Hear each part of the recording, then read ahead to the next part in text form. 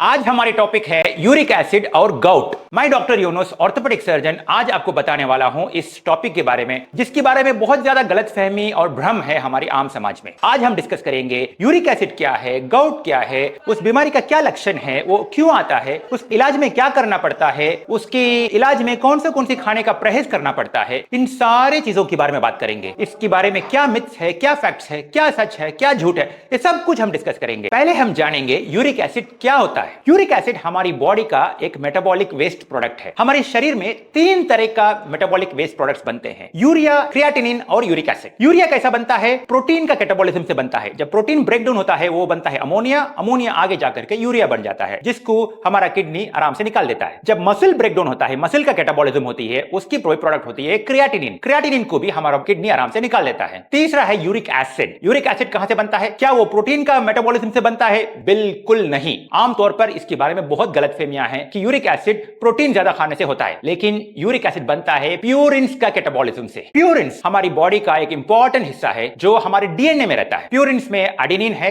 Guanine है। ये दोनों जब ब्रेकडाउन होता है आगे जाकर यूरिक एसिड बन जाता है। यूरिक एसिड को हमारा बॉडी में किडनीज आराम से बाहर निकाल सकता है। तो यूरिक एसिड हमारी बॉडी में आना और यूरिक एसिड बाहर निकल जाना ये एक नॉर्मल फिनोमिनन है। इसे हमें एक बीमारी नहीं समझना चाहिए। यूरिक एसिड हमारी बॉडी में कब हाई लेवल्स में पाया जाता है? यूरिक एसिड दो कारणों से बढ़ सकता है। एक तो यूरिक एसिड ज्यादा प्रोडक्शन होगा तो भी यूरिक एसिड बढ़ सकता है, या यूरिक एसिड बाहर निकल जाने में डिक्रीज्ड एक्सक्रीशन, उससे भी यूरिक एसिड की मात्रा हमारी बॉडी में बढ़ सकता है। तो यूरिक एसिड कब ज्यादा हमारी बॉडी में प्रोड्यूस होता है? या तो हम खाने के जरिए से ज्यादा ले लें, प्यूरिन रिच फूड्स खा लें, उससे यूरिक एसिड बढ़ सकता है। दूसरा, हाई फ्रक्टोज कंटेनिंग फूड खाने से और अल्कोहल पीने से हमारी बॉडी में यूरिक एसिड की मात्रा ज्यादा पैदा हो जाता है। तीसरा, ओबेसिटी और कई मेटाबॉलिक डिसऑर्डर्स में यूरिक एसिड की लेवल बढ़ जाता है। चौथा, जब हमारी बॉडी में कुछ ऐसी दवाइयां चल रही है जिसके कारण सेल डैमेज होता है, या कोई ऐसी बीमारी है जिसके कारण से सेल में ज्यादा डैमेज होता है, जैसा कैंसर, कीमोथेरेपी, इन कारणों से यूरिक एसिड का प्रोडक्शन ज्यादा हो सकता है। और एक रेयर कारण है जेनेटिक फैक्टर्स। कुछ एंजाइम डेफिशिएंसी में हमारी बॉडी में यूरिक एसिड ज्यादा पैदा होता है, वो बहुत ही रेयर है। डिक्रीज्ड एक्सक्रीशन, बहुत कम यूरिक एसिड बाहर से निकल रहा, इसके कारण से यूरिक एसिड लेवल हमारे शरीर में बढ़ गया। ये कब होता है? एक तो हमारा किडनी डैमेज हो गया, किडनी में कोई प्रॉब्लम है तो उसके कारण से यूरिक एसिड शरीर से बाहर निकलने में दिक्कत होती है। दूसरा, जब हम डिहाइड्रेट हो जाते हैं, जब हमारी बॉडी में वाटर कंटेंट कम हो जाती है, उसके कारण से भी यूरिक एसिड बढ़ सकता है। तीसरा, कुछ दवाइयां हैं जो किडनी को यूरिक एसिड बाहर निकलने में उसकी ताकत को कम कर देता है, जिसके कारण से भी यूरिक एसिड बढ़ सकता है। फोर्थ रीजन ये है, अगर आपको डायबिटीज है या हाई बीपी है या कोई मेटाबॉलिक डिसऑर्डर्स है जिसके कारण से आपका किडनी यूरिक एसिड को बाहर निकालने में कामयाब न रहता है, तो उसके कारण से भी यूरिक एसिड का लेवल बढ़ जाता है। ये सब कारण है यूरिक एसिड हमारे शरीर में ज्यादा हो जाने का।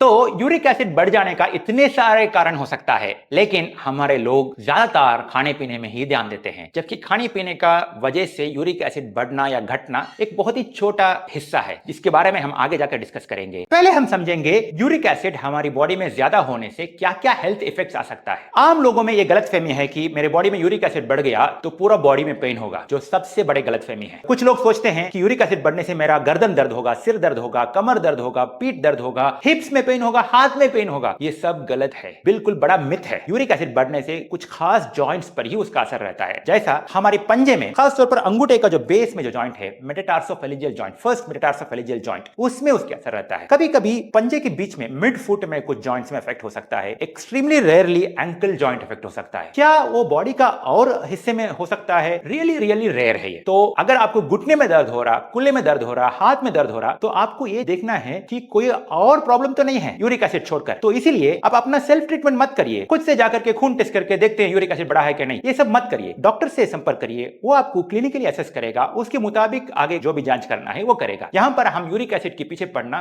बिल्कुल जरूरी नहीं है। यूरिक एसिड हमारी बॉडी में तीन तरह का मैनिफेस्टेशंस पैदा कर सकता है। सबसे पहला, ये सिम्टोमेटिक हाइपरयूरिसीमिया। ये सिम्टोमेटिक मतलब कोई सिम्टम्स नहीं, लेकिन खून का टेस्ट करने से पता चलता है कि यूरिक एसिड ज्यादा है। क्या ये कोई बीमारी है? बिल्कुल नहीं। क्या ये एकदम हार्मलेस है? ये भी नहीं। यूरिक एसिड बताता है कि हमारी बॉडी में कोई अंडरलाइंग मेटाबॉलिक डिसऑर्डर हो सकता है या कोई ऑक्सीडेटिव डैमेज ऑनगोइंग है जिसको हमें जानना जरूरी है। तो यूरिक एसिड बढ़े रहना एक बीमारी का लक्षण हो सकता है, लेकिन खुद एक बीमारी नहीं है। आप आम समाज में सबका यूरिक एसिड टेस्ट करेंगे तो यह पता चलेगा कि लगभग 10% लोगों में यूरिक एसिड बढ़ा रहता है, लेकिन उनको कोई पता ही नहीं चलता कि कुछ हुआ है। अगर आप किसी अस्पताल में चले जाइए, वहां भर्ती हुआ मरीजों में सबको यूरिक एसिड टेस्ट करिए, तो उसमें आप पाएंगे कि 25% लोगों में यूरिक एसिड बढ़ा रहता है। तो आम जनरल पब्लिक में 10% है, हॉस्पिटलाइज्ड पेशेंट्स में 25% है। लेकिन ये बताता है कि उनको कोई अंडरलाइंग मेटाबॉलिक डिसऑर्डर है, कोई ऑक्सीडेटिव डैमेज ऑनगोइंग है, जिस पर हमें ध्यान देना जरूरी है। लेकिन यूरिक एसिड अगर आपको बीमार करेगा तो कैसा करेगा? पहला है अक्यूट गाउट। अक्यूट गाउट वो होता है जब यूरिक एसिड क्रिस्टल्स अचानक से किसी जॉइंट में जमा हो जाता है और वहां पर इन्फ्लेमेशन पैदा हो जाता है। उसके कारण आपको पेन रहता है, स्वेलिंग रहता है, रेडनेस रहता है और चलने में दर्द होता है। ये अक्यूट गाउट है। इस हालत में आप अपना खून का टेस्ट करेंगे तो हो सकता है आपका खून में यूरिक एसिड लेवल्स नॉर्मल मात्रा में हो या कम भी हो, लेकिन इसका यह मतलब नहीं है कि अक्यूट गाउट नहीं हो रहा। तो अक्यूट गाउट को समझने के लिए आपको डॉक्टर से संपर्क करना है। डॉक्टर जॉइंट के अंदर से जो फ्लूइड को निकालकर चेक करेगा, साइनोवियल फ्लूइड को चेक करेगा, उसमें यूरिक एसिड की क्रिस्टल्स को ऑब्जर्व करेगा। यह बताता है अक्यूट गाउट। जब ऐसी अक्यूट गाउट बार बार अटैक्स पड़ जाता है तो वो आगे जाकर के बन जाता है क्रॉनिक गाउट। क्रॉनिक गाउट क्या है? जब यूरिक एसिड क्रिस्टल्स एकदम जमा होकर के उसका एक टोफाई नाम का एक चीज पैदा हो जाता है, वो जाकर के आगे जॉइंट को मजीद डैमेज करता है। इस हालत को हम कहते हैं chronic gout. Acute gout, chronic gout किस जॉइंट्स में इफेक्ट करता है? ज्यादातर अंगूठे का ये बेस जॉइंट यानी फर्स्ट मेटाटार्सोफेरेंजियल जॉइंट, जिसको हम कहते हैं पोडाग्रा, या तो फुट जॉइंट्स और एंकल जॉइंट। ऑर्थोपेडिक प्रॉब्लम्स तो गाउट बनता है। एक और प्रॉब्लम है जिसके कारण से आप किडनी के डॉक्टर के पास जा सकते हैं, वो है uric acid stones. Uric acid stone तब होता है जब यूरिक एसिड की प्रोडक्शन ज्यादा हो गया हो या उसका एक्सक्रीशन कम हो गया हो, और जब किडनी उसको बाहर निकालने में कामयाब नहीं रहता है तो वो किडनी के अंदर ही जमा हो जाता है in the form of stones. उसको हम कहते हैं uric acid stones. Uric acid stones आमतौर पर जो किडनी में स्टोन्स पाया जाता है वो नहीं है। नॉर्मली आप अपनी फ्रेंड्स में या अपनी फैमिली मेंबर्स में जानते होंगे कि उनको कोई किडनी स्टोन है। ज्यादातर चांस ये है कि वो कैल्शियम ऑक्सलेट स्टोन है। कैल्शियम ऑक्सलेट स्टोन कई कारणों से बनता है, यूजुअली किडनी का इंफेक्शन से बनता है। वो लगभग 70 से 80% किडनी स्टोन्स का कारण हो सकता है। लेकिन uric acid stones extremely rare है, लगभग 8 से 10% ही है। अगर ये है तो भी इसको हम गाउट की तरह ही ट्रीट करना है। अब हम समझेंगे यूरिक एसिड की वजह से हमारी बॉडी में आने वाला हेल्थ इफेक्ट्स का इलाज क्या है। आमतौर पर यह देखा जाता है कि कोई भी अपना खून टेस्ट करता है, उसमें यूरिक एसिड ज्यादा पाता है तो सीधा जाता है फार्मेसी और वहां से खरीदता है यूरिक एसिड की दवाइयां। अलोप्यूरिनॉल कोई खरीद लेता है, कोई फेबुक्सोस्टैट खरीद लेता है और खाना शुरू कर देता है। हफ्तों भर, महीनों भर, सालों भर खाता रहता है। लेकिन क्या उससे उनको कोई बेनिफिट मिलता है? बिल्कुल नहीं, क्योंकि वो पता ही नहीं है कि जिस प्रॉब्लम से वो सफर कर रहा था, जिस सिम्टम्स से वो सफर कर रहा था, उसका यूरिक एसिड से कोई लेना देना भी है क्या नहीं। अगर आप अलोप्यूरिनॉल यानी ज़ाइलोरिक या फेबुक्सोस्टैट यानी फेबुरिक, इसको आप बेवजह लेना ऑलरेडी शुरू कर दिया है गलतफहमी के कारण, तो क्या करें? पहले ये जान लीजिए ये दवाइयां एंटायरली हार्मलेस नहीं है, कि इसके कारण से कुछ प्रॉब्लम्स भी हो सकता है, कुछ लाइफ थ्रेटनिंग प्रॉब्लम्स भी हो सकता है। जैसा कि ज़ाइलोरिक यानी अलोप्यूरिनॉल खाने से एक rare but extremely dangerous condition आ सकता है, जिसको हम कहते हैं अलोप्यूरिनॉल हाइपरसेंसिटिविटी सिंड्रोम, जिसमें सीवियर स्किन रैश आता है, लिवर डैमेज होता है, इवन कुछ लोगों में मौत भी हो सकता है। तो इसीलिए ज़ाइलोरिक को अरे वो कुछ नहीं करता, हम तो कई सालों से खा रहे हैं, इस तरह समझकर मत खाइएगा। इसके अलावा बहुत कॉमनली नॉजिया, वॉमिटिंग, डायरिया भी पाया जाता है। अगर आप फेबुरिक की बात करेंगे, फेबुक्सोस्टैट, उससे हार्ट की बीमारियों का रिस्क बढ़ जाता है, कार्डियोवैस्कुलर इंसिडेंट्स का रिस्क बढ़ जाता है, उसमें भी नॉसिया, वॉमिटिंग, डायरिया जैसी साइड इफेक्ट्स आने का चांस है। इसके अलावा उसमें भी एलर्जी होने का चांस है। सो इसको बेवजह लेना गलत है। तो एज ए कॉमन मैन आपने अपना खून का टेस्ट कराया और यूरिक एसिड की लेवल ज्यादा पाया तो क्या करना चाहिए? सबसे पहली स्टेप, आप खुद से ट्रीटमेंट करना बंद करिए। ये बहुत बड़ा गलतफहमी है। आप लोग बहुत इजीली ये दवाइयां खरीद पाते हैं जैसा कि कोई ओवर द काउंटर ड्रग हो। दूसरा, आप पहले डॉक्टर से संपर्क करिए। डॉक्टर आपको एग्जामिन करेगा, क्या आपकी सिम्टम्स जो है वो यूरिक एसिड से कोई लेना देना रखता है कि नहीं रखता है, उससे गाउट की कोई लक्षण है कि नहीं है, उसको पहले समझेगा और क्लिनिकली आपको एग्जामिन करेगा। जरूरत पड़ने पर ये टेस्ट करेगा, टेस्ट के मुताबिक इलाज करेगा। और आपका इलाज में ये भी जानना जरूरी है, क्या आपको अक्यूट गाउट है, क्या आपको क्रॉनिक गाउट है, ये जानना जरूरी है। उसके मुताबिक ट्रीटमेंट शुरू करना है और कुछ नहीं। तो आप ये बात को अच्छे से दिमाग में बैठा लीजिए, joint pain plus uric acid is not equal to gout and is not equal to treatment with Zyloric और फेबुरिक। तो इसको अच्छे से समझ लीजिएगा। अगर आप पूछ रहे हैं, अरे डॉक्टर साहब मैं तो घबरा गया हूं, मैं तो इतने दिन से ज़ाइलोरिक अपने से खा रहा हूं, अब मैं क्या करूं? घबराएगा नहीं, तुरंत आप जाइए अपनी डॉक्टर से संपर्क करिए, इस बात को उनके सामने रखिए और आगे चेक करेंगे हम आपको ये दवाइयों की जरूरत है भी क्या नहीं, क्या आपको गाउट का बीमारी है भी क्या नहीं, क्या आपको जो सिम्टम्स हो रहा है वो यूरिक एसिड से कोई लेना देना रखता है भी है क्या नहीं, उसके मुताबिक हम आगे बढ़ेंगे। तो इसीलिए इस प्रॉब्लम को जानना जरूरी है ताकि इलाज में कुछ गड़बड़ ना हो। अब आते हैं सबसे इंपॉर्टेंट और सबसे इंटरेस्टिंग टॉपिक की तरफ, जिसके बारे में सबसे ज्यादा गलतफहमी है, सबसे ज्यादा भ्रम है आम लोगों में। वो है यूरिक एसिड में डाइट में क्या करना चाहिए। अब मैं आपसे पूछता हूं, एक बंदा है, उसको आप 50 ग्राम चिकन खिला दीजिए, 50 ग्राम चीनी खिला दीजिए, इन दोनों में से यूरिक एसिड किसकी वजह से ज्यादा बढ़ सकता है? अब वीडियो पॉज कर लीजिए, आप कमेंट में अभी लिख दीजिए इन दोनों में से किस में यूरिक एसिड बढ़ सकता है। एक और सवाल पूछता हूं, आप किसी को 100 ग्राम अरहर की दाल खिला दीजिए, 100 ग्राम कोई कैंड फ्रूट जूस खिला दीजिए, जैसा हम आमतौर पर देखते हैं फ्रूटी, रियल जूस, ट्रॉपिकाना, इस तरह का एक जूस 100 ml खिला दीजिए और 100 ml अरहर की दाल खिला दीजिए, इन दोनों में से किसकी वजह से यूरिक एसिड ज्यादा बढ़ सकता है? अभी आप वीडियो पॉज करके आप कमेंट में लिख दीजिए इन दोनों से किसकी वजह से यूरिक एसिड बढ़ सकता है। हम आगे बताएंगे इस सवाल के जवाब। आम लोगों में यह फहम है कि अगर आप हाई प्रोटीन डाइट ले रहे हैं तो आपका यूरिक एसिड बढ़ जाएगा। ये सबसे बड़ा और सबसे गलत फहम है। कि कारण क्या है? हमारे शरीर में अगर प्रोटीन ज्यादा मात्रा में चला जाएगा और उसका कैटाबॉलिज्म यानी वो ब्रेकडाउन होगा तो यूरिक एसिड नहीं बनता है, यूरिया बनता है, और यूरिक एसिड बनता है प्यूरिन्स की कैटाबॉलिज्म से। ये दो अलग अलग चीजें हैं। प्यूरिन्स अलग है, प्रोटीन्स अलग है, यूरिया अलग है,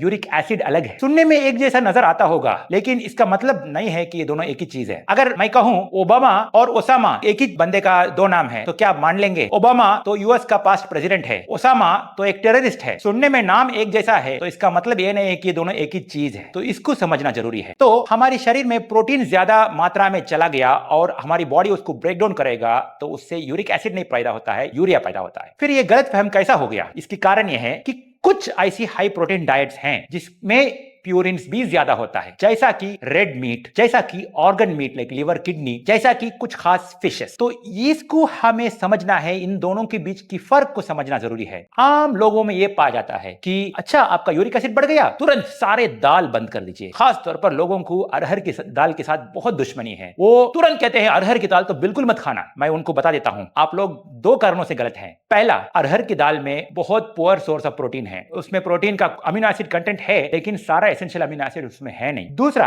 अगर मान लीजिए वो एक कंप्लीट प्रोटीन अस्यूम कर लेते हैं तो भी उससे यूरिक एसिड का क्या लेना देना है? बिल्कुल भी नहीं। तो आप हर तरह का दाल खा सकते हैं अगर आपको यूरिक एसिड की कोई प्रॉब्लम है तो। लेकिन हाँ, काली उड़द की दाल और राजमा दाल से यूरिक एसिड बढ़ने का थोड़ा चांस ज्यादा है। मूंग की दाल, अरहर की दाल, चने की दाल, ये सब टोटली हार्मलेस है, उसमें यूरिक एसिड से कोई लेना देना नहीं है। वो हाई प्यूरिन सोर्सेस नहीं है, इनफैक्ट वो बहुत ही लो सोर्सेस ऑफ प्यूरिन है। अब आते हैं मीट की तरफ। अगर आप चिकन खाना चाहें तो बिल्कुल खाइए। चिकन में leg piece, chest piece low level of purines होते हैं उसमें, सो उससे यूरिक एसिड बढ़ता नहीं है। लेकिन हाँ, चिकन की लिवर मत खाइए, चिकन की किडनी मत खाइए, चिकन की स्प्लीन मत खाइए, उससे यूरिक एसिड बढ़ सकता है। और आते हैं मटन और बीफ की तरफ। रेड मीट एक हाई सोर्स ऑफ प्यूरिन्स है, उसको अवॉइड करना है। लेकिन लीन मीट जो देखने में सफेद रंग में होता है वो very low source of purine है, उसको आप आराम से खा सकते हैं। वो हाई सोर्स ऑफ प्रोटीन है जो हमारी बॉडी के लिए बहुत एसेंशियल है। एग, चाहे एग व्हाइट हो, एग येल्क हो, very safe source of protein है, उसमें प्यूरिन्स की लेवल बहुत कम है। Dairy products like milk, curd, whey protein बहुत सेफ है, उसको आप अवॉइड करने की कोई जरूरत नहीं है। अब आते हैं एक और कंट्रोवर्शियल टॉपिक की तरफ, यानी फिश। फिश में normally two types of fishes होते हैं, एक है फ्रेश वाटर फिश, दूसरा है sea water fish. Fresh water fish में जैसा रोहू है, बाइकरी है, कैटफिश यानी सिंघाड़ा है, ये सब लो सोर्स ऑफ प्यूरिन है, उसको आप आराम से खा सकते हैं। लेकिन सी वाटर फिश जो एंकोवी है, हेरिंग है, ट्यूना है, इसमें ज्यादा प्यूरिन होता है, इससे यूरिक एसिड की लेवल्स आपका बढ़ सकता है। सी फिश में पॉम्फ्रेट एक लो सोर्स ऑफ प्यूरिन है, इसको आप आराम से खा सकते हैं। तो आपकी सही प्रोटीन सोर्सेस और प्यूरिन सोर्सेस को समझ लीजिए, उसके मुताबिक अपनी डाइटरी चॉइसेस को पिकअप करिए। दूसरा सबसे बड़ी गलतफहमी है, जैसा लोग अपनी ब्लड में यूरिक एसिड की लेवल ज्यादा पाते हैं, तुरंत सब्जियों में टमाटर बंद कर देते हैं, पालक बंद कर देते हैं और साग, हरी सब्जियां सब बंद कर देते हैं। ये भी गलत है, इससे यूरिक एसिड बिल्कुल नहीं बनता है। ये सब बहुत ही लो सोर्सेस ऑफ प्यूरिन हैं। और तो और ये वेजिटेबल्स बहुत बॉडी के लिए अच्छा होता है, उसमें हाई क्वांटिटी ऑफ मिनरल्स है, कैल्शियम है, आयरन है और विटामिन है। इसके अलावा vegetables are the best source of fibre in our body, वो बहुत जरूरी है फॉर ए हेल्थी लिविंग। अब आते हैं हमारी बॉडी में यूरिक एसिड पैदा होने का सबसे इंपॉर्टेंट रिस्क फैक्टर। आप अगर सोचते हैं कि ज्यादा प्यूरिन खाने से ही यूरिक एसिड बढ़ने का चांस है, अगर प्यूरिन का इंटेक कम कर दूंगा तो मेरा यूरिक एसिड इससे कोई प्रॉब्लम नहीं है, तो गलत है। यूरिक एसिड बनने का सबसे इंपॉर्टेंट कारण है हमारी बॉडी में खुद से प्रोड्यूस होने वाला यूरिक एसिड। वो हमारी डाइट से बहुत ज्यादा मात्रा में देखा जाता है। और डी नोवो प्यूरिन सिंथेसिस यानी हमारी बॉडी में खुद से बनने वाला purine, de novo uric acid formation जो हमारी बॉडी में as a result of metabolism uric acid बनता है, ये काफी ज्यादा है हम डाइटरी सोर्सेस से कितना प्यूरिन लेते हैं, इसको समझना जरूरी है। यूरिक एसिड हमारी बॉडी में मेटाबॉलिज्म का एक बाई प्रोडक्ट है। खास तौर पर दो चीजों हमारी बॉडी में अगर जाएगा तो यूरिक एसिड मेटाबॉलिज्म के कारण ज्यादा पैदा होता है। नंबर 1 है फ्रक्टोज यानी फ्रूट शुगर, नंबर 2 है अल्कोहल यानी शराब। फ्रक्टोज जब हमारे शरीर के अंदर ज्यादा चला गया तो जब वो लिवर में पहुंचेगा वो कई मेटाबॉलिक पाथवे से गुजरता है। जब वो मेटाबॉलाइज होगा तो उसमें कई प्रोडक्ट्स फॉर्म होते हैं, उनमें एक है यूरिक एसिड। ये सबसे इंपॉर्टेंट, सबसे ज्यादा इंपॉर्टेंट सोर्स है यूरिक एसिड प्रोडक्शन का। दूसरा है अल्कोहल यानी शराब। अल्कोहल दो वजहों से हमारा यूरिक एसिड को बढ़ा सकता है। सबसे पहला, अल्कोहल किडनी का यूरिक एसिड को बाहर निकालने का काबिलियत को कम कर देता है, इसके कारण से यूरिक एसिड बढ़ सकता है। और अल्कोहल में कुछ प्रिपरेशंस जैसा कि बियर, वो खुद एक हाई प्यूरिन सोर्स है क्योंकि अल्कोहल बनता है ईस्ट से और ईस्ट एक हाई प्यूरिन सोर्स है। तो ये बात अच्छे से समझ लीजिए। शुगर और अल्कोहल दो मेजर रीजंस है हमारी बॉडी में यूरिक एसिड लेवल्स बढ़ने का। अगर आप कंपेयर करेंगे शुगर और अल्कोहल की वजह से कितना यूरिक एसिड बढ़ रहा है और हाई प्यूरिन डाइट्स की वजह से कितना यूरिक एसिड बढ़ रहा है, तो आप ये देखेंगे कि इसके कारण से जो बढ़ रहा है वो बहुत ज्यादा है when compare to high purine diet. तो इस बात को अच्छे से समझना जरूरी है, उसके मुताबिक हमारी डाइटरी चॉइसेस को लेना जरूरी है। अगर आप पूछेंगे कि शुगर क्या उससे यूरिक एसिड बढ़ता है, मैं समझाता हूं आपको कैसा। शुगर सब एक नहीं होते हैं। शुगर मतलब कार्बोहाइड्रेट एक बायोकेमिकल मॉलिक्यूल है जो हमारी डाइट में पाया जाता है। तीन तरह का शुगर हम नॉर्मली देखते हैं, एक है मोनोसैकेराइड, दूसरा है डाइसैकेराइड, तीसरा है पॉलीसैकेराइड। मोनोसैकेराइड सिंपल शुगर है जो जैसा हमारी बॉडी में चला गया सीधा शुगर लेवल्स बढ़ जाता है। एग्जांपल्स है ग्लूकोज, गैलेक्टोज, फ्रक्टोज। दूसरा है डाइसैकेराइड। डाइसैकेराइड दो मोनोसैकेराइड्स की कॉम्बिनेशन से बनता है। एग्जांपल है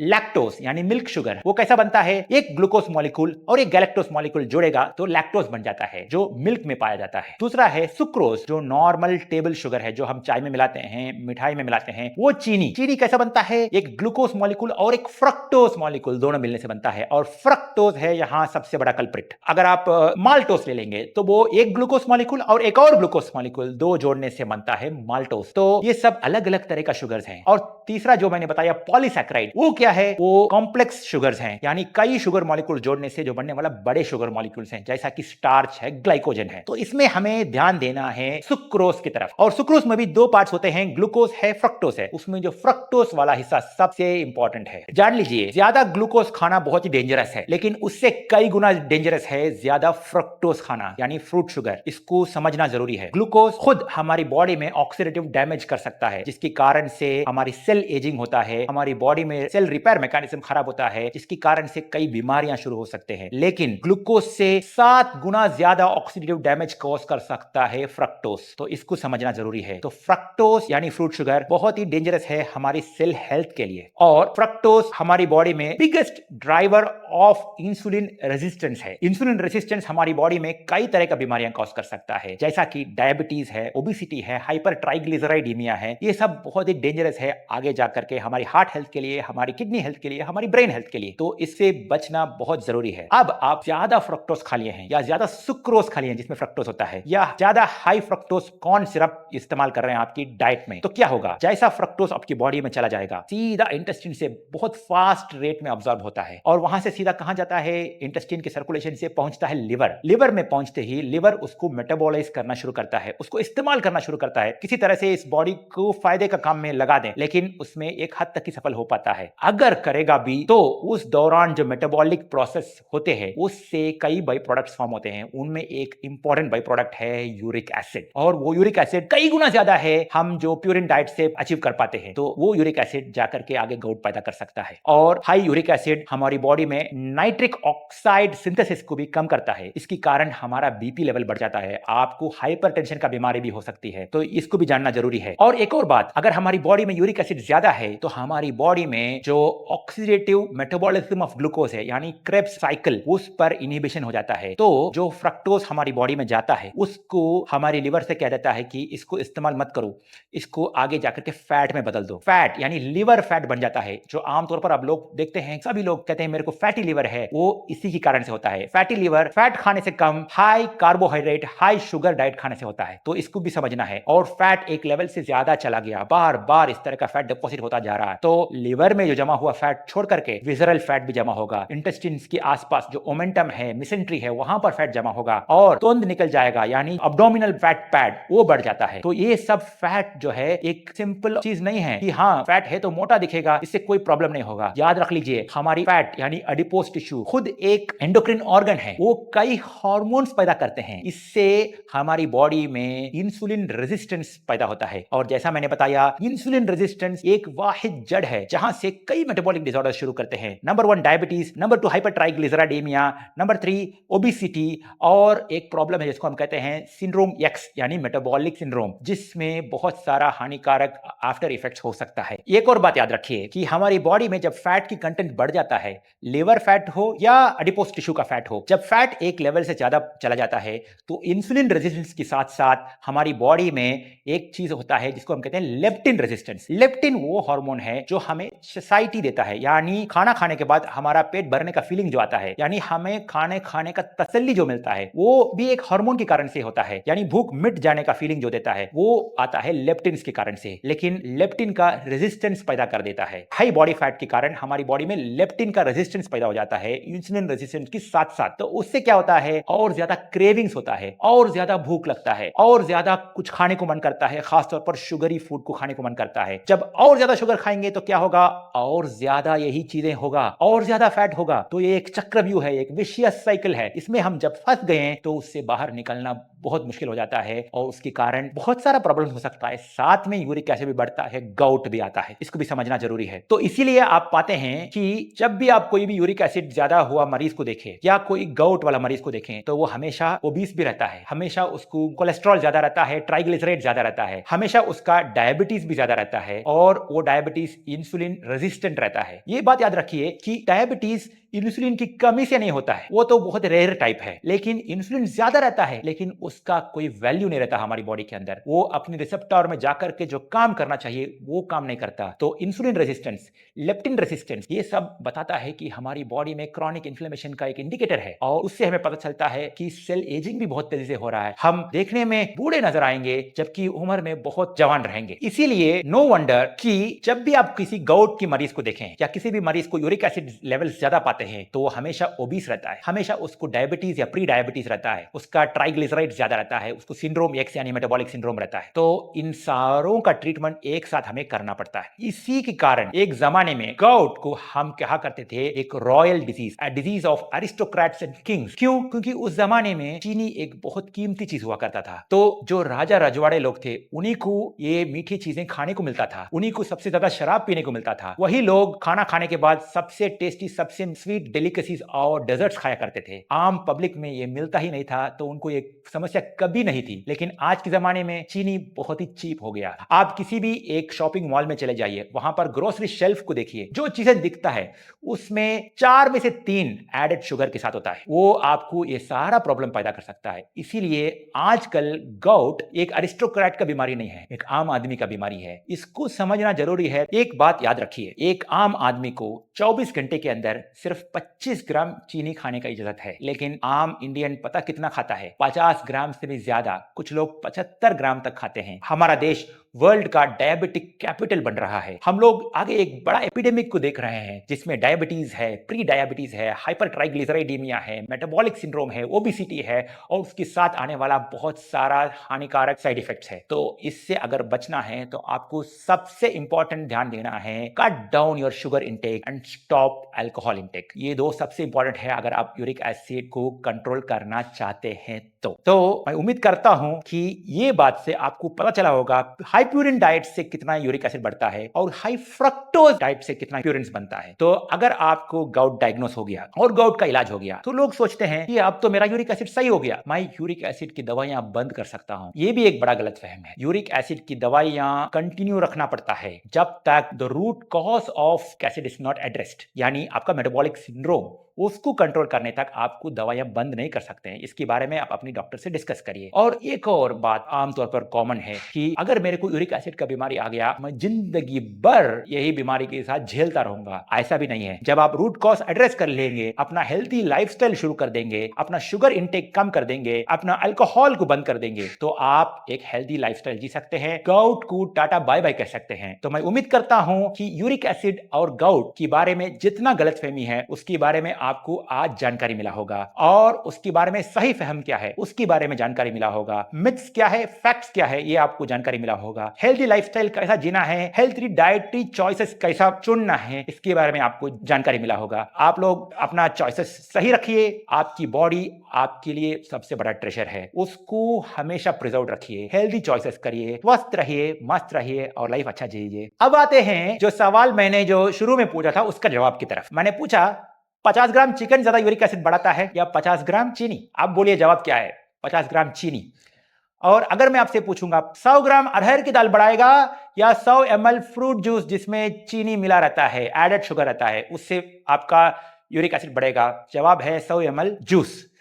सो अपनी चॉइसेस को सही रखिए और यूरिक एसिड को कंट्रोल में रखिए। हम फिर मिलते हैं किसी और हेल्थ टिप के साथ अगले वीडियो में। तब तक के लिए बाय बाय। आप इस वीडियो को जरूर लाइक करिए और चैनल में नए हैं तो सब्सक्राइब जरूर करिए और वो बेल आइकन है उसको भी दबा दीजिए। Till then good bye.